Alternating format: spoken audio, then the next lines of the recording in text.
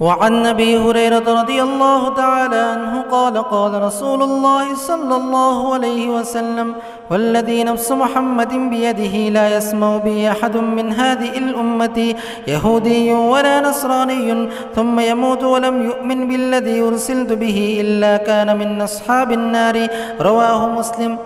وعن أبي موسى الأشعري رضي الله تعالى عنه قال قال رسول الله صلى الله عليه وسلم ثلاثة لهم أجران رجل من أهل الكتاب آمن بنبيه وآمن بمحمد والعبد المملوك إذا أدى حق الله وحق مواليه ورجل كانت عنده أمة يطؤها فأدبها فأحسن تأديبها وألمها فأحسن تعليمها ثم اعتقها فتزوجها فله أجران متفق عليه. حضرت ابو ہریرہ رضی اللہ تعالیٰ عنہ سے روایت ہے، وہ یہ فرماتے ہیں کہ جناب رسول اللہ صلی اللہ علیہ وسلم نے فرمایا، اس ذات کی قسم جس سے قبضے میں محمد کی جان ہے کہ میری امت میں سے کوئی یہودی اور نصرانی میرے بارے میں سنے پھر وہ مر جائے اور اس چیز پر ایمان نہ لائے جس کو لے کر کے میں بھیجا گیا ہوں تو وہ جہنم والوں میں سے ہوگا۔ اس کو امام مسلم نے روایت کیا ہے۔ اور ابو موسیٰ اشعری رضی اللہ تعالیٰ عنہ سے روایت ہے، وہ یہ فرماتے ہیں کہ جناب رسول اللہ صلی اللہ علیہ وسلم نے فرمایا کہ 3 آدمی کے لیے 2 اجر ہے۔ ایک وہ جو اہل کتاب میں سے ہو، وہ اپنے نبی پر ایمان لائے اور محمد صلی اللہ علیہ وسلم پر بھی ایمان لائے،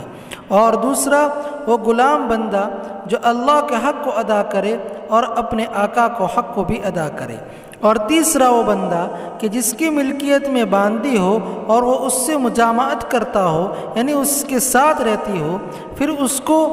ادب سکھائے اور اچھا ادب سکھائے اور اس کو تعلیم دے، اچھی تعلیم دے، پھر اس کو آزاد کر کے اس سے شادی کر لے تو اس کے لیے 2 اجر ہے۔ یہ حدیث متفق علیہ ہے، اس کو شیخین نے روایت کیا ہے۔ خلاصہ حدیث کہ رسول اللہ صلی اللہ علیہ وسلم کی رسالت کا قائل ہونا یہ فرض ہے، اور یہ سب کے لیے ہے، چاہے وہ یہودی ہو اور نصرانی ہی کیوں نہ ہو، کیونکہ یہودی اور نصرانی اپنے اپنے نبی کے زمانے میں وہ حق پر تھے، لیکن حضور اکرم صلی اللہ علیہ وسلم کے زمانے نبوت آ جانے کے بعد ان کے لیے ضروری ہے وہ حضور اکرم صلی اللہ علیہ وسلم کی رسالت کے قائل ہو۔ وہ اگر قائل ہو جاتے ہیں تو ان کے لیے 2 اجر ہے، ان کے نبی پر ایمان لانے کا بھی اور محمد صلی اللہ علیہ وسلم پر ایمان لانے کا بھی،